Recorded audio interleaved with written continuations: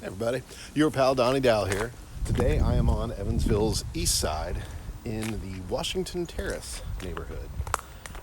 This one is really interesting to me, and so I wanted to point out a couple of things while I'm down here.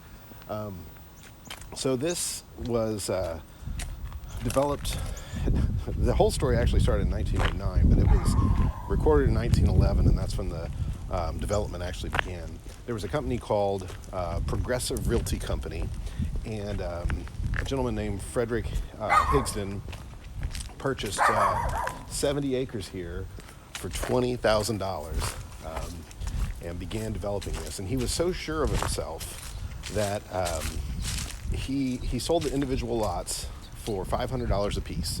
And he said that if the owner of that land hadn't doubled the value in 5 years of just the land, that he would buy it back at 7% interest.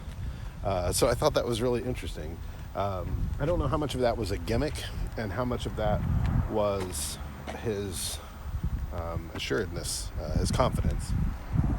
Another interesting thing is Alvord Boulevard was not a boulevard at the time. It was just called Alvord Place, and when it was first platted. And so about 1915, he came back, he and a partner named Antonio Sierra came back and created the boulevard with the trees and everything else.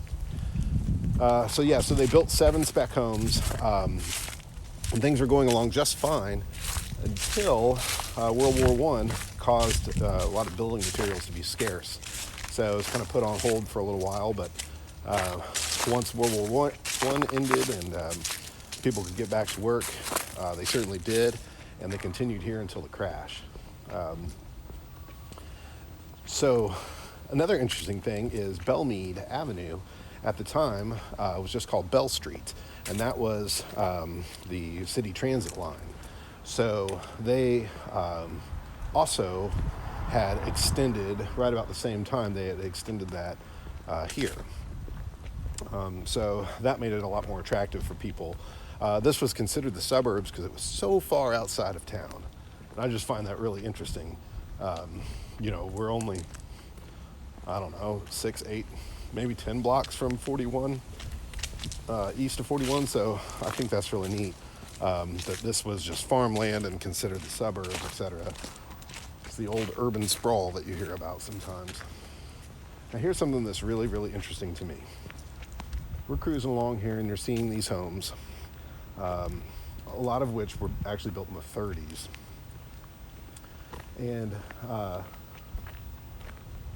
all of a sudden, there's a huge change in the, for lack of a better term, landscape. There's a huge change in the character of these homes. And that change actually happens right here. So this is the end of Washington Terrace. And if you look across the street here, you'll see this home. It's kind of positioned sideways almost. And then look at this home, and it is as well. That's because this really was essentially the end. And then you go right next door and look at this. Classic mid-century architecture. This one is currently for sale, and it's really cool inside. So if you'd like to see it, please let me know. I'd be more than glad to show it to you. You can just look at all the mid-century characteristics there, and look across the street. Similar. It's because, again, this was the change. This was where it all ended. I think that is just fascinating. You wouldn't know it unless you took the time to kind of stop and look at it and see how different it is. Well, we're going to walk back in time again, look. So we're in the 50s, and then, before you know it, cross that threshold, and look at the difference. And look at the little bungalow-style house over here.